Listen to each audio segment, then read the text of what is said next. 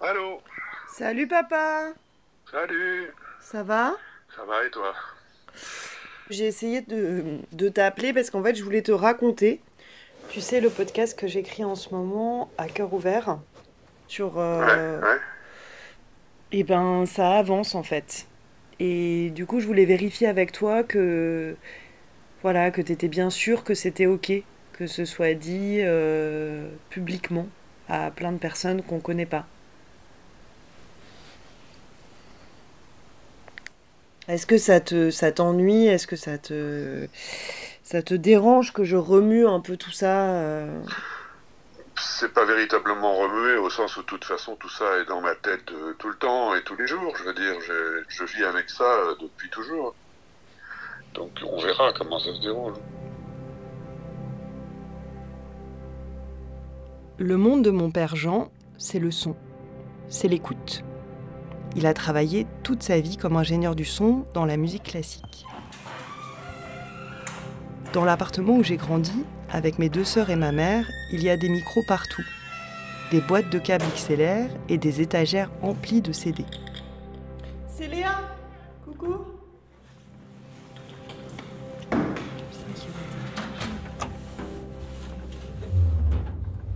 Avec mon père, on s'entend plutôt bien et on se voit régulièrement.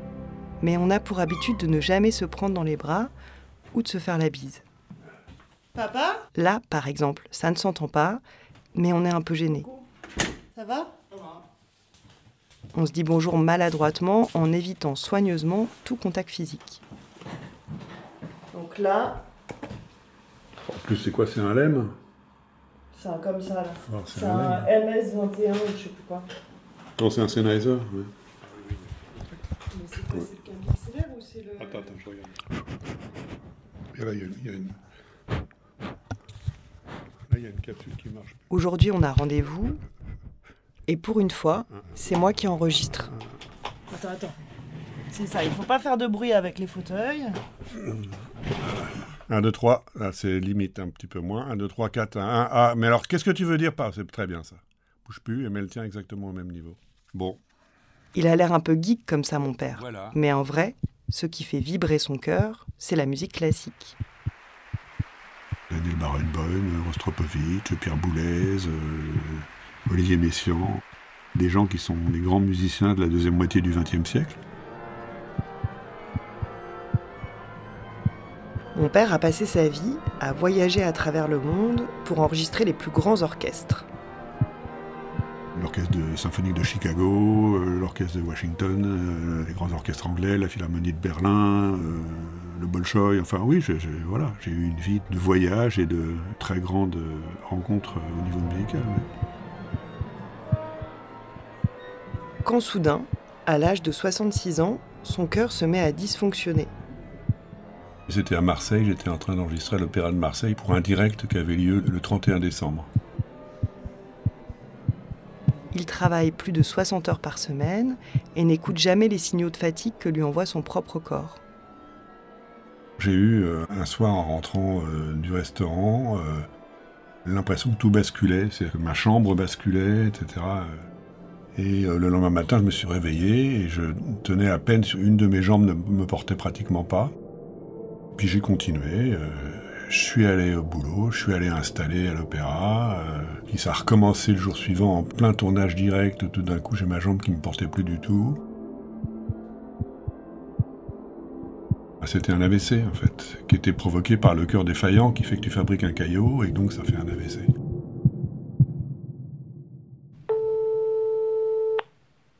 Salut papa, ça va? Salut, ouais ça va. Et toi? Je m'inquiète pour lui, tout comme ma mère et mes sœurs. Et on se parle très souvent au téléphone. Il fait un temps de merde aujourd'hui. Ici, il fait gris aussi, il fait pas beau, ouais. Je me comportais comme quelqu'un qui souffrait pas, qui était en état normal, qui répondait normalement, qui était jamais en train de se plaindre et dire que tu étais fatigué, etc. Ouais, j'étais dans une espèce d'anesthésie par rapport à ce qui t'arrive, où tu dis, bah non, je m'en fous, ça a des racines très lointaines, mais je ne sens rien, ça ne me fait pas mal. Et c'est toi qui l'as enregistré, Oui, celui-là? oui. C'était à Paris? Non, c'était à Vienne, c'était dans la salle de la Philharmonie de Vienne, qui est une salle mythique et qui est tous les matins, pendant 3-4 jours, on retrouvait Barenboim et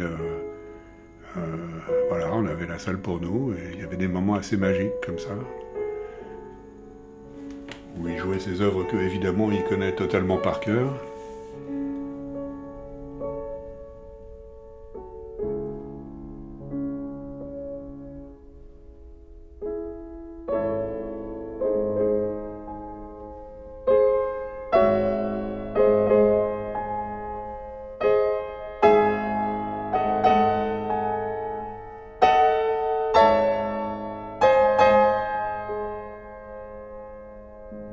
Mon père Jean est alors inscrit sur une liste d'attente pour recevoir un nouveau cœur.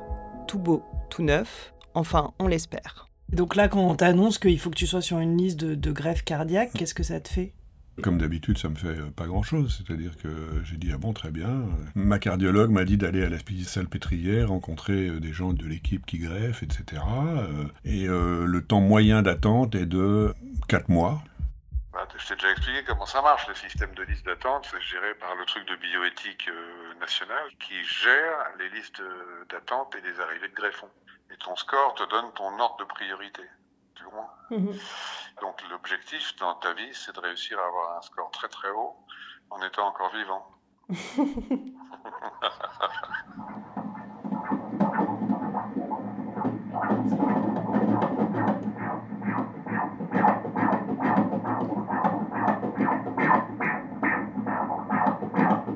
J'ai senti un petit coup au passage, j'ai eu le droit. Oui. Ce bébé est venu me saluer. Alors, parfait, 138, c'est très bien. On va vérifier tout ça. Quelques jours plus tard, j'ai alors 36 ans et avec mon compagnon Franck, j'entends pour la première fois un petit cœur qui bat dans mon utérus. Donc une petite demoiselle. Qu'est-ce qu'il savait ? On est très émus. Une petite nana. Une petite fille. Moi, je pensais que c'était un garçon. Bon, vous avez une chance sur deux chacun, hein, quand même. 20h30, c'est bien. Et on finit en beauté. Vous pouvez pleurer de joie, ça c'est chouette.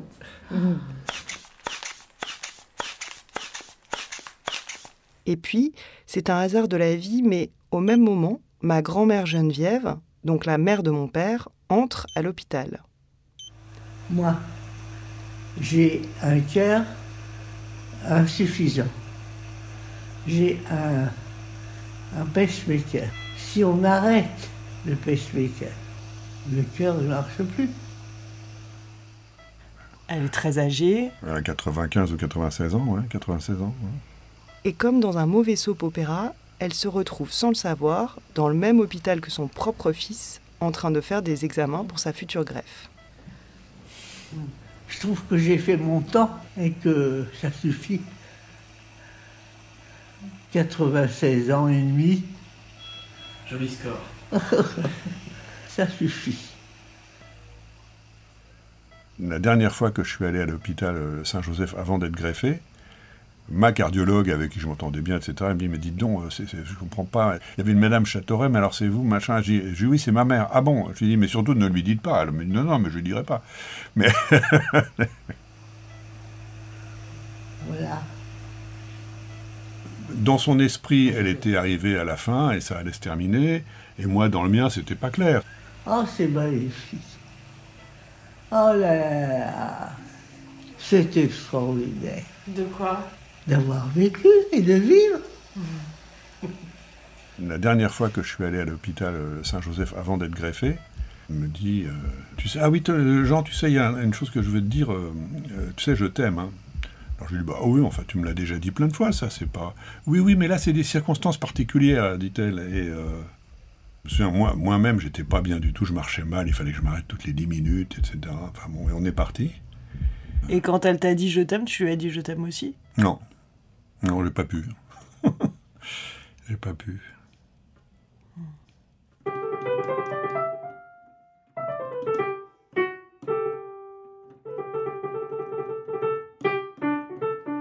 Non, je sais plus jouer du tout, moi.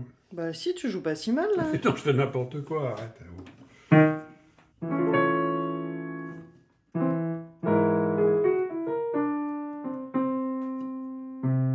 Merde, j'arrive pas, je retrouve pas, je cherche à retrouver cet impromptu de Schubert, et puis... C'est marrant, parce qu'avant, j'avais une mémoire des doigts de à peu près tout ce que j'avais travaillé, et puis ça a fini par disparaître.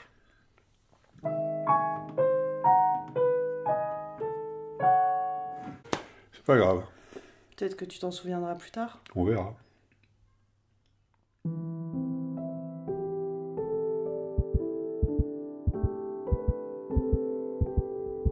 C'est un moment où pour les 4 générations de ma famille, ma grand-mère, mon père, moi et l'enfant que j'attends, il se passe quelque chose d'intense dans nos corps et dans nos cœurs.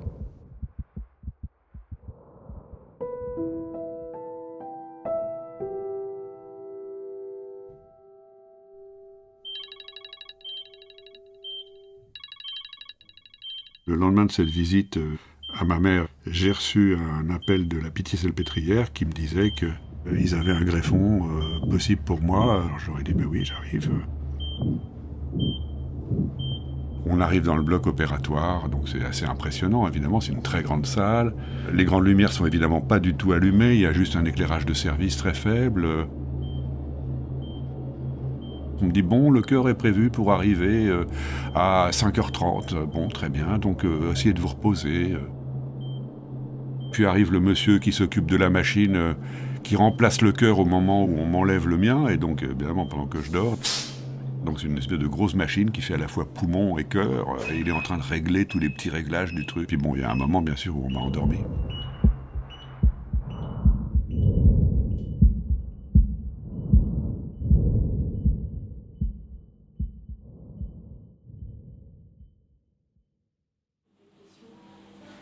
Vous avez soif, monsieur Chauffeur?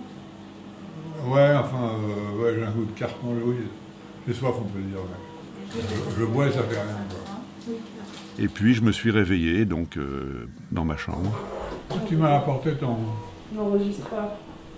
Non, j'espérais que ça fait du bruit, son échographie, mais ça faisait pas de bruit du tout.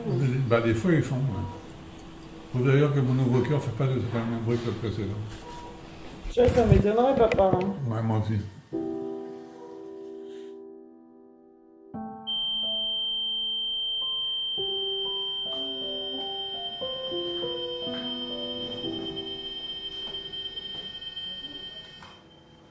Quelques heures après ma sortie du bloc opératoire, ma mère est décédée. En fait, elle était décédée pratiquement pendant qu'on m'opérait. On va dire elle est morte quelques heures après que je sois sorti du bloc opératoire. Donc voilà, c'est comme ça que ça s'est passé.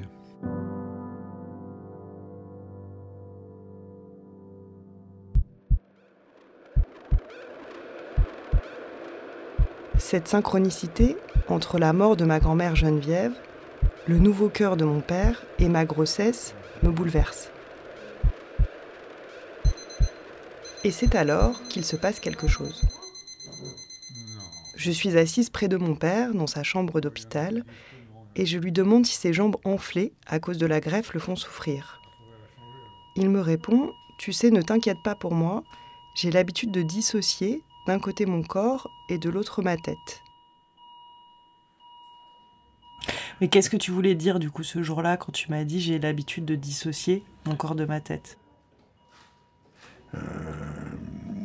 Dissocier, ce n'est pas un mot anodin pour mon père.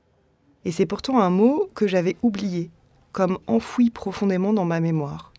Une des choses très caractéristiques des gens qui ont subi des abus, c'est ce qu'on appelle je ne sais pas comment d'ailleurs les psys appellent ça, mais c'est une séparation, c'est-à-dire que tu te regardes subir, il y a une partie de toi qui subit et l'autre partie qui regarde en disant oui, bon, mais je m'en fous.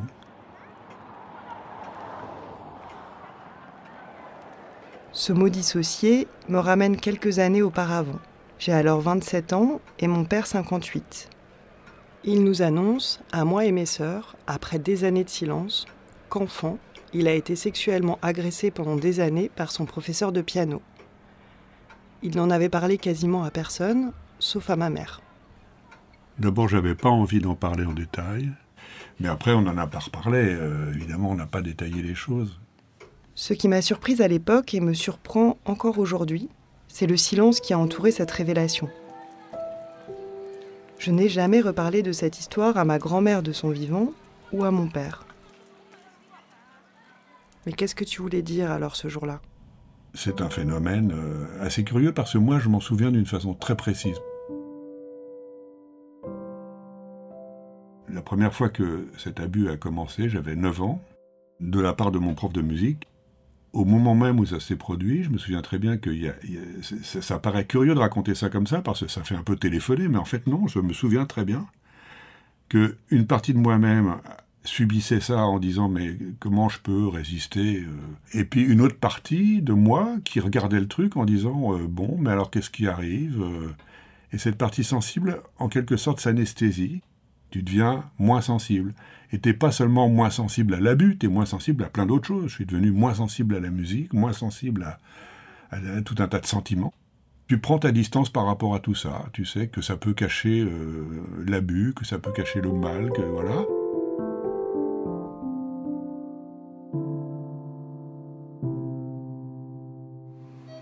On est quel jour aujourd'hui? On est le 28 décembre, 29 décembre? On est samedi 29. 29. Je vais te masser un peu les jambes, d'accord?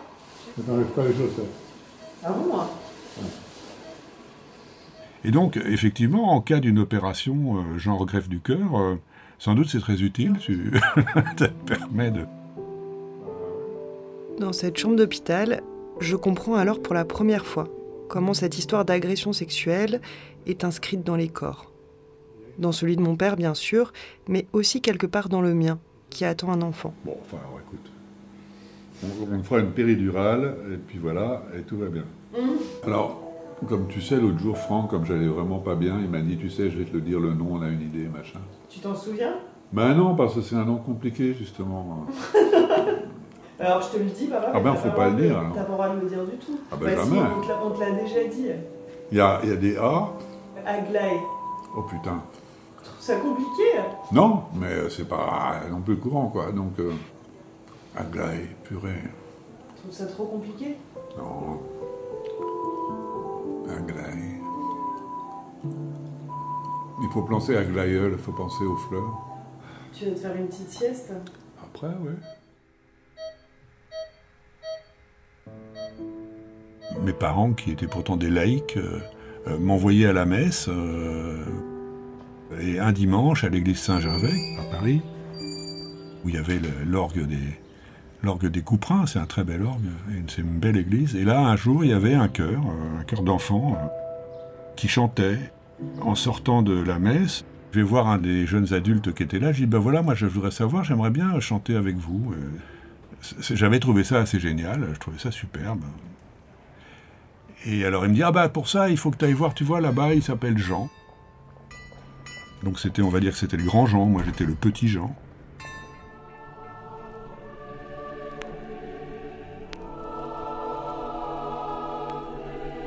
Et non seulement donc, il y avait ces cours de musique, mais il m'emmenait à des concerts, il m'emmenait visiter des tribunes d'orgue. Moi je me souviens d'avoir assisté à la messe depuis la tribune de l'orgue de Notre-Dame, avec Pierre Cochereau qui improvisait, enfin bon, ils les connaissaient tous.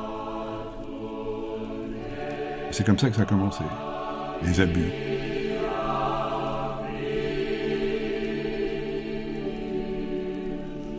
Il y avait une partie musicale et puis il y avait la suite.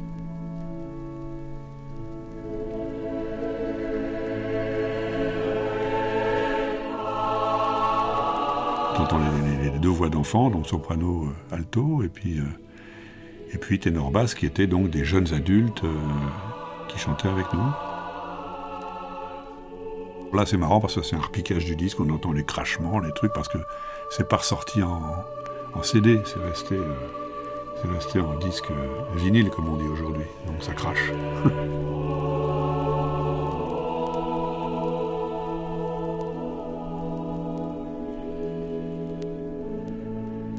Ce Jean, ce grand Jean, dès le départ, m'avait expliqué que ça aurait été très grave que j'en parle. et surtout pas à mes parents, ni personne. Il fallait pas parce que, m'avait-il dit, tu sais, c'est un truc pour lequel je pourrais aller en prison. Ah ben, je me dis, non, ça c'est pas possible, c'est pas possible que mon prof aille en prison. Non, je vais le défendre. Et donc, dès l'âge de 9 ans, j'avais mis au point des récits, des stratégies, des trucs, qui fait que personne ne pouvait se douter de quoi que ce soit. Et j'ai passé ma vie d'une certaine façon à donner le change.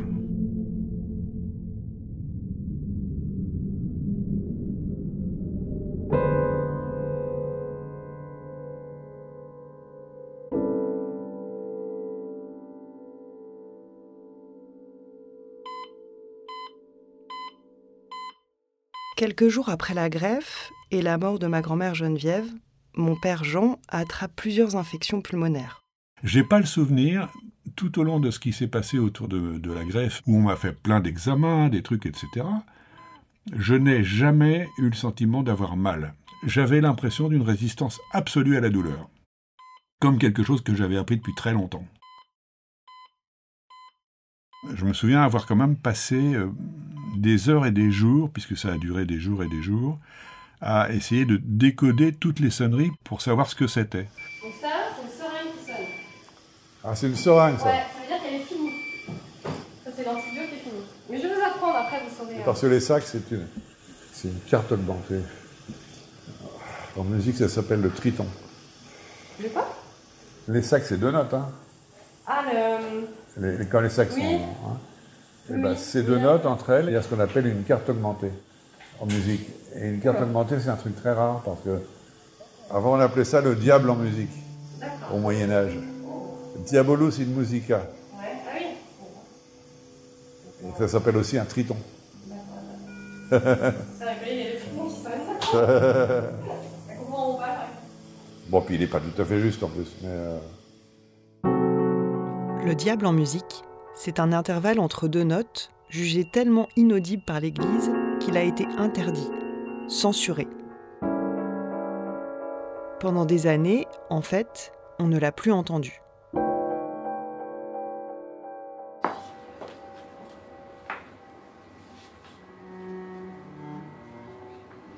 Et alors qu'on enterre ma grand-mère Geneviève, une semaine après la greffe de mon père, je repense à ce silence imposé par l'Église. Geneviève aussi nous a demandé de faire silence à son enterrement. Elle ne voulait pas qu'on parle d'elle. Alors ce jour-là, j'ai entendu, ou plutôt enregistré les reniflements de mes voisins. Vous connaissez Geneviève, et donc vous ne serez pas étonné d'apprendre qu'elle a demandé simplicité et silence. Pour notre part, nous avons pensé que la meilleure manière de faire silence était non pas de parler d'elle, mais de la laisser parler du monde qui l'entourait. C'est pourquoi nous avons sélectionné quelques textes qu'elle avait écrits ces dernières années et qui jalonnent sa vie. Bien sûr, Jean est avec nous par la pensée depuis son lit d'hôpital après sa greffe du cœur. Les morts ne parlent plus.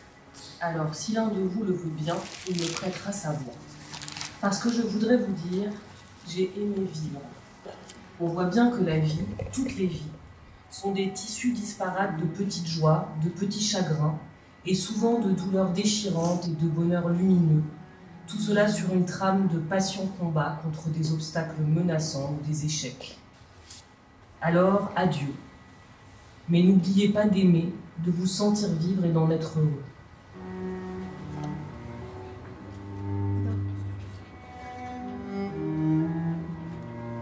Est-ce que tu penses que tes parents se sont doutés ?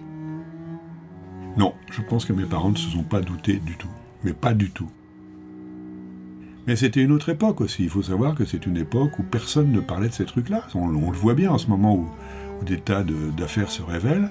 C'était une époque où les abus de ce genre étaient courants, comme ils le sont, ils l'ont probablement toujours été.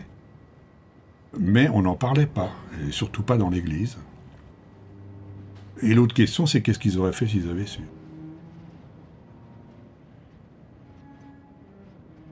J'étais encore enfant, je me souviens, j'avais 11, 12 ans. J'avais rêvé d'en parler avec mon père, je cherchais à qui je pouvais en parler, mais j'ai pas pu. Je me souviens que j'étais allé dans le local des petits chanteurs, parce que je chantais encore comme enfant. Et il y avait un des grands, entre guillemets, un des jeunes adultes du chœur qui était là. Et alors je vais le voir, et il s'appelait Lionel, et je lui dis, écoute, tu sais, il m'est arrivé un truc bizarre avec ce Jean. Et il me dit, ah oui, oui, mais tout le monde est au courant. Je dis, ah bon? Et à ce moment-là, ce type s'approche de moi et commence à passer ses mains dans ma ceinture. Et je me dis, mais c'est pas possible. Le seul type auquel, en faisant un effort énorme, j'arrive à en parler, ce mec se jette sur moi. Et donc c'était cette espèce d'échec, finalement des échecs successifs. Échec avec ma mère d'en parler, échec avec lui. Donc je me suis dit, bon ben voilà, on arrête quoi, on arrête, ça va, on parle plus.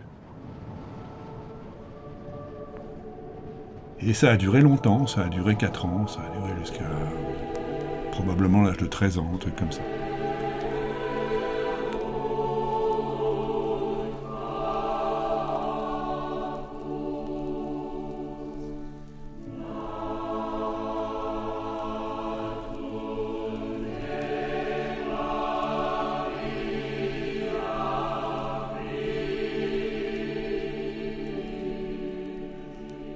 Il y a un moment où Jean m'a viré. Et je devais donc avoir 13 ans, je pense. Tu fais plus grand-chose en musique, t'avances plus, tu progresses pas. On va arrêter les cours. En fait, j'arrivais plus à travailler, donc je travaillais plus mon piano, etc. Et donc il m'a viré. Il y avait donc évidemment cet équivoque complet, est-ce que je suis viré parce que je fous rien en musique, ou que je suis pas très bon, ou est-ce que je suis viré parce que je l'intéresse plus, parce que je suis en train de grandir et que ça l'intéresse pas. Mais en tout cas, c'est pas moi qui ai rompu, je me suis fait virer. Et ça, c'est un truc avec lequel j'ai passé ma vie quand même, tu vois.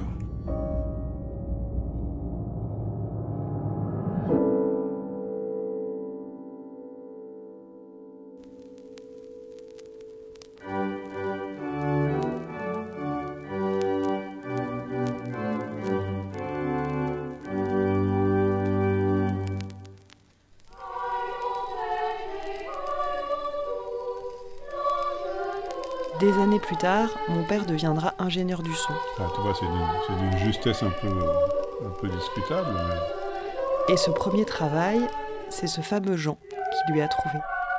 Moi, j'ai pas eu de révolte à son égard. J'étais toujours dans cette espèce de dépendance. Et donc, on a gardé une relation qui était un coup de fil de temps en temps. Et puis un jour, quand j'avais, je sais pas, une vingtaine d'années, il me téléphone et il dit « Écoute, je t'invite à venir au 20e anniversaire de ma fille. C'est bien parce que tu y rencontreras quelqu'un qui peut être intéressant pour toi. » Et c'est comme ça qu'a commencé ma vie professionnelle. En quelque sorte, cet abuseur m'a trouvé, ou en tout cas orienté vers mon premier travail. Ce qu'on peut considérer comme une sorte de cadeau empoisonné.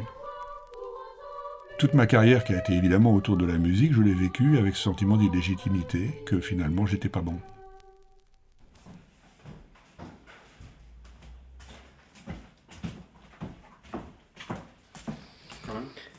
C'est quoi toutes ces médailles sur l'étagère?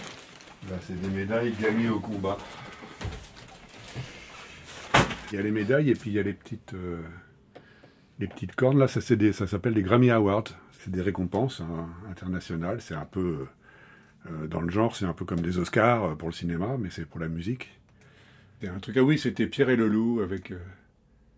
Ah non, c'est Faust, pardon. C'est Dr Faust, dirigé par Kent Nagano. Ouais. C'est chic quand même. Ah, c'est très chic. Ouais.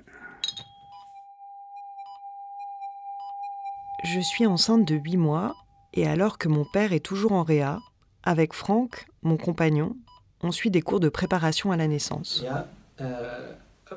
comment c'est Le portage. Toc. Ah oui, mais ça, c'est quand vous êtes dans la chambre. Pied Voilà, le pense de travail. Non. Chop. Allez, on le refait, chacun le sien? Ouais. Chacun ça. Mais on refait quoi? De bébé? Avec Ah. le portage. Ah oui, oui. Ah oui, le portage, d'accord, ouais. Ah, je comprenais pas. Donc ça, c'est plus tard, c'est quand on est dans la chambre, ouais. Pourtant, une question tourne en boucle dans ma tête et je ne trouve aucune réponse dans les manuels. Alors moi, j'aurais peur de la cogner, à vrai dire. Au moment, La de, cogner où? au moment de la lever, là, elle est dans un... Enfin, Ah, il n'y a pas un non. rebord, là, Non. qu'on peut cogner. Vous allez voir, non. Personne cogne le bébé. D'accord. Comment m'assurer, une fois hors de mon ventre, que cet enfant reste en sécurité? J'ai juste allé aux toilettes. Ah bon, va aller aux toilettes. Ça va, là? Comment faire en sorte qu'elle me parle si un jour elle rencontrait des difficultés? Mais elle est peut-être un peu fatiguée, parce que quand on est à J moins 3 semaines... Mais il y a eu une pleine lune ce week-end, je crois, non? Ah oui? Je crois. Il me semble qu'elle est décroissante en ce moment, la lune. Et alors, qu'est-ce qui t'a décidé à lui dire à ta mère et à... Ce qui m'a amené à en parler, ben écoute, je sais pas, tu sais. Ça a été le début d'un mouvement comme ça. Donc t'as 45 ans à peu près. Maximum 50. Et donc je lui ai écrit une lettre où je lui dis ça, où je lui dis que...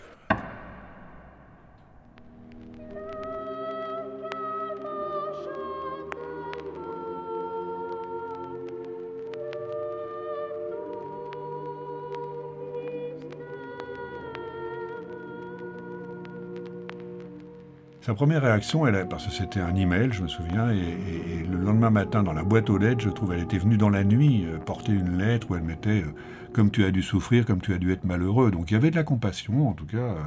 Je me suis dit, bon, ok, mais il faut qu'on en parle.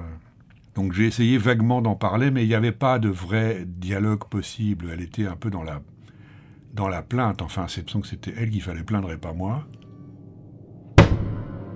Parce que j'ai cassé son rêve, j'ai cassé son illusion que tout avait été merveilleux, qu'elle n'avait pas tout réussi dans sa vie, mais quand même, elle s'était drôlement bien occupée de ses enfants, et notamment de moi, tu vois.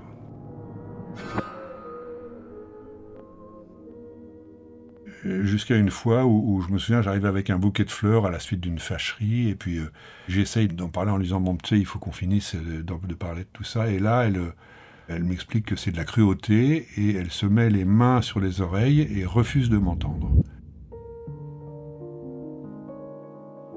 Et là, je me suis dit, bah c'est fini. Je n'essayerai plus jamais de parler de ça avec toi. Simplement, ce que tu auras de moi, ce sera jamais rien d'intime. Grosso modo, ça s'est terminé là, mes tentatives de parler avec ma mère. Depuis cette période-là, effectivement, on a été dans une relation que j'ai maintenue, mais qui était basée sur tout ce qui ne me touchait pas, moi, et notamment, elle n'a pas été du tout au courant de mes histoires médicales ou de mes histoires de cœur, parce que ça fait partie des trucs où j'ai dit non, je ne vais pas lui en parler, c'est mon affaire, je me démerde.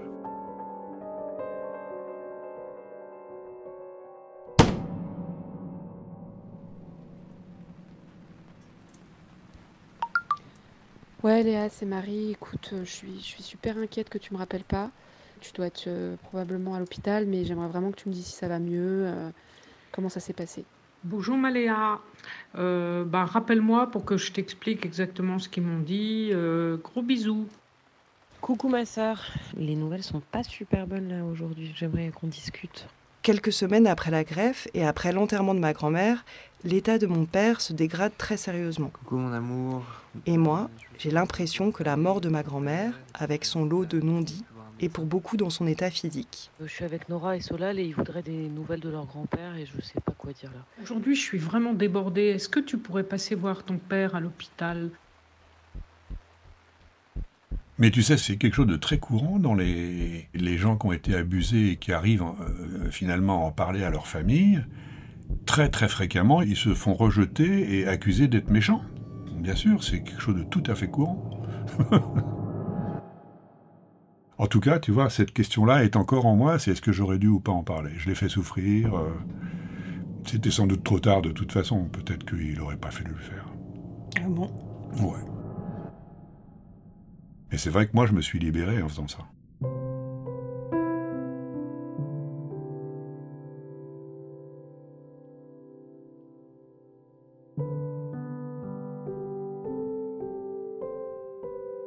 Ça, c'est pour toi ?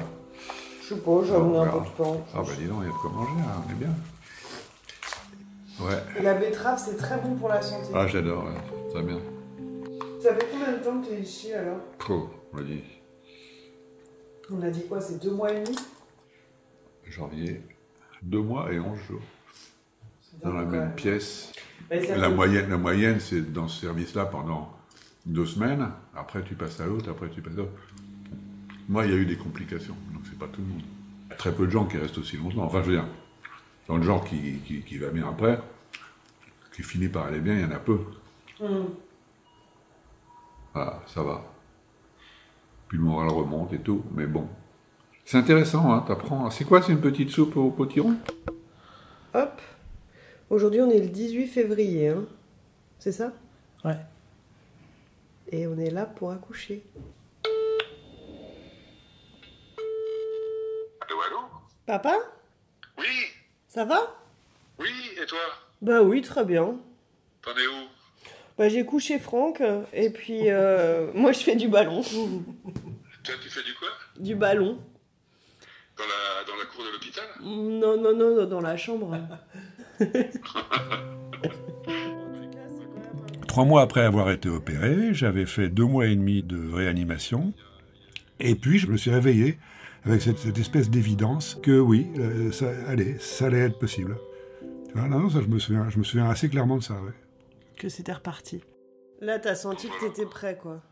Ouais, là, je me suis réveillé un matin en disant, bon, allez, on fait quelque chose, tu vois, enfin, c'était marrant, tu vois, le moral plutôt bien et tout, c'est venu comme ça, quoi. Mais ça va avec le corps, hein, bah oui. Voilà, donc toi, tu vas sentir que ton corps, il va très bien, là, et puis, hop, tu vas nous faire une petite fille. Bon, c'est toujours le même prénom? Eh bah ouais, mais tu t'en souviens toujours pas? Je sais qu'il y a un A à la fin. Ouais. Iléa. Ou Aglagla. Tout d'un coup, il s'avérait que, alors que j'étais moi en état d'impuissance, il y avait autour de moi un incroyable réseau de gens qui m'aimaient, qui voulaient me protéger, m'aider, etc. Plus effectivement la disparition de ma mère, pour des raisons peu différentes, fait que tout d'un coup, effectivement, j'ai eu l'impression que je repartais.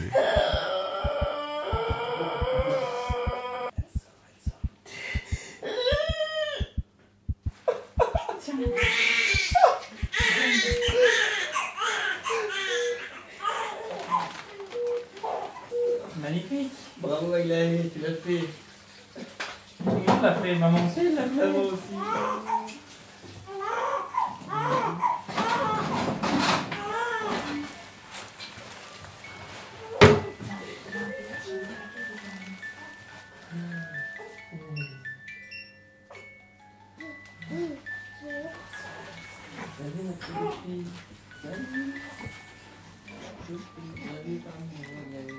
Quand Aglaé est née, en la serrant très fort contre mon cœur, je me suis promis d'essayer de la protéger.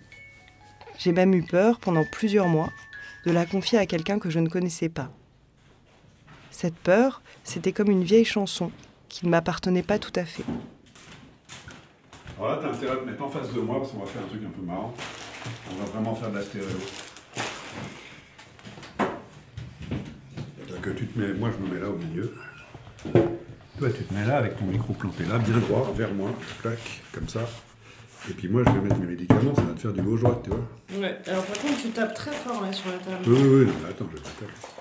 Quelques mois après être sorti de l'enfer de la Réa, mon père rentre enfin chez lui, près de ma mère et avec son nouveau cœur. Et après, faut pas les oublier quand tu les prends. Alors c'est essentiel parce que c'est des médicaments anti-rejet. Et donc, si tu les prends pas, bah, évidemment, ton organisme, il va rejeter le cœur qui t'a été greffé. Et ça en apporte toute ta vie, parce qu'il aura toujours ce réflexe-là. Il a alors 68 ans. Lui, qui était ingénieur du son encore en activité, décide de raccrocher ses micros et de fermer sa salle de mix. Il y avait la question d'avoir l'énergie, la force physique, la force tout simplement de travailler des grosses journées comme celle dans nos métiers. Mais aussi, tout simplement, j'avais le désir de me débarrasser de tout ça. Et c'était assez curieux, ça surprenait toutes les personnes à qui j'en parlais, tous les amis. Ils disaient, mais comment, attends, mais ça a toujours été un peu le centre de ton activité, de ta vie. Quoi, t'as un métier super, tu veux pas continuer? Je disais, bah non, tu vois, j'ai plus envie. Et je me suis rendu compte qu'il y avait derrière ça, effectivement, toute cette angoisse que j'avais traînée mais pendant des dizaines d'années, tout ce stress autour du boulot. Et donc, à un âge fort avancé, et après une carrière tout à fait honorable, je me disais, j'en ai ras-le-bol de devoir prouver des choses. Ras-le-bol, ras-le-bol, ras-le-bol.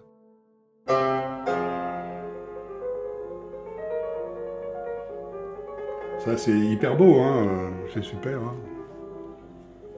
On sent la salle autour, on sent la salle vide. vrai que c'est une acoustique totalement exceptionnelle. Ça sonne comme un instrument de musique, la Philharmonie de Vienne. La Musikverein de Vienne. Bon, et là, la troisième peut-être. Ça, je l'ai joué moi. Ouais. C'est d'ailleurs ce que je cherchais l'autre jour au piano. Tu sais ce que j'arrivais pas à trouver? C'est celui-là.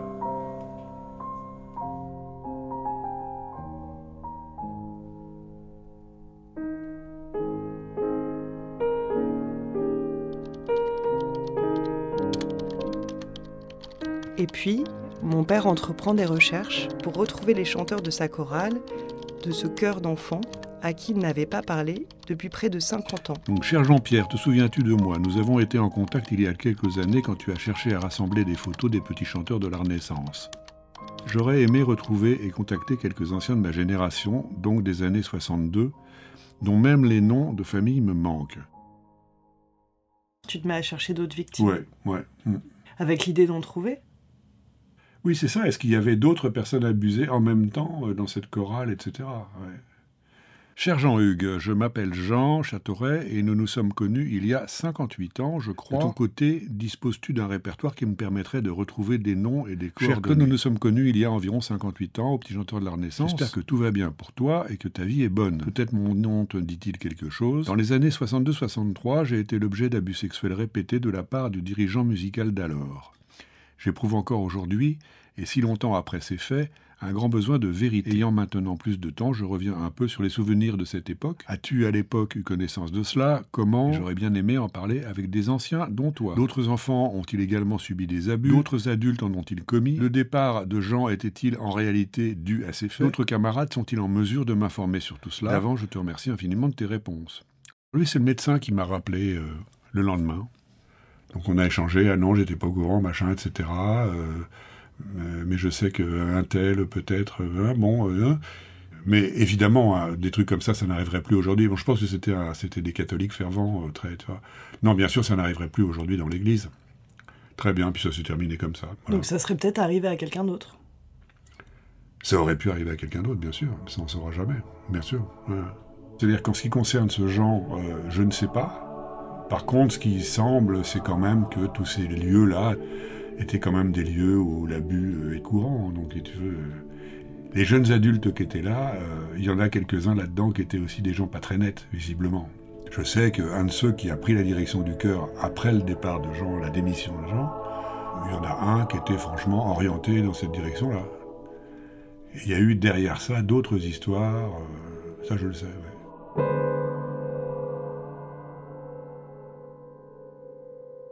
Et est-ce que tu as décidé d'arrêter de chercher d'autres potentielles victimes? Oui, il y a un moment où je me suis dit que d'abord on ne trouverait pas, parce que ça fait trop longtemps, et puis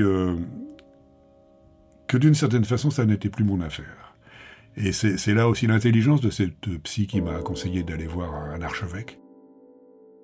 Ça équivalait à aller vers eux, vers l'église, et leur dire « reprenez votre truc ». Tu vois, comme on dit, rendez à César ce qui est à César. C'est-à-dire, voilà, je vous apporte votre caca, c'est votre problème maintenant. Vous avez besoin de mon témoignage, je serai toujours là. Mais pour le reste, c'est pas à moi de m'en occuper.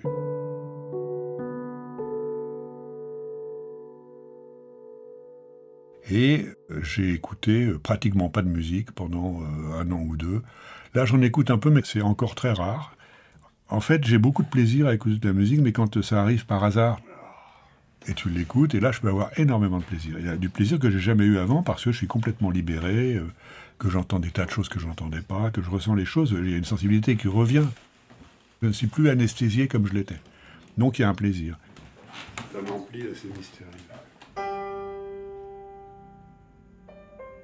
Donc c'est ça que je peux dire. C'est un peu comme mes relations avec les gens, je dirais elle aussi. C'est pas facile, mais c'est beaucoup mieux. Voilà, donc c'est beaucoup plus agréable, c'est beaucoup plus intéressant. Voilà. Parce que le premier, t'as vu, t'as cette espèce d'introduction. Puis après, il y a un truc génial qui s'ouvre comme ça. Donc.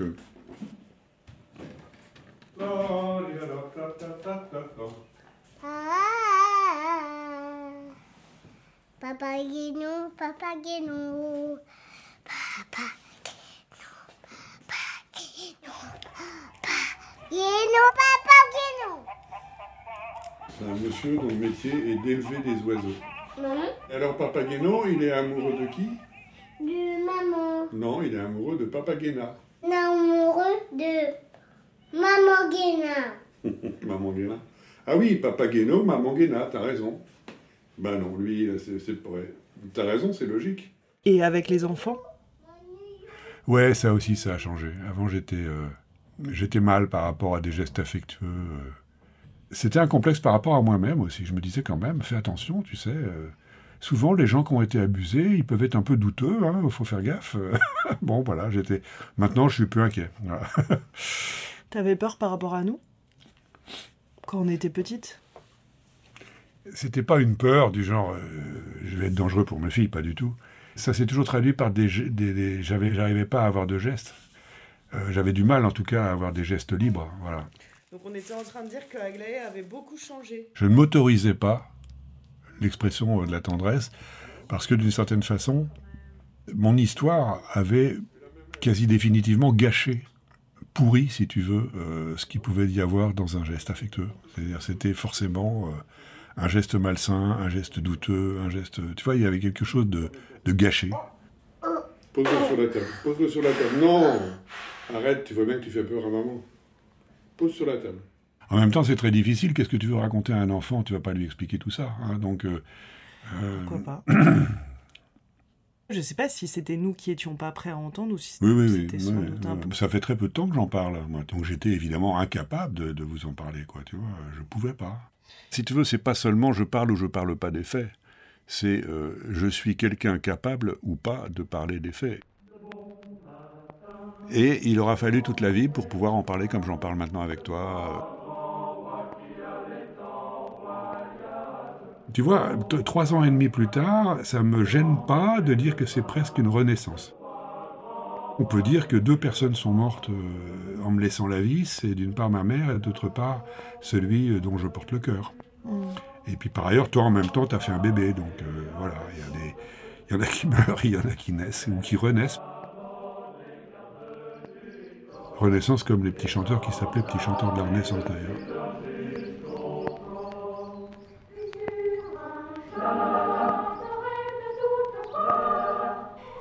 Et moi, 3 ans après la grève de mon père et la mort de ma grand-mère Geneviève, je n'ai plus peur de faire garder Aglaé. Mais je me demande souvent à quel moment je lui raconterai l'histoire de son grand-père. Non, ne touche pas les pieds des gens aussi. Et on touche pas les pieds des gens, mais j'ai pas fait exprès là. Non, touche pas.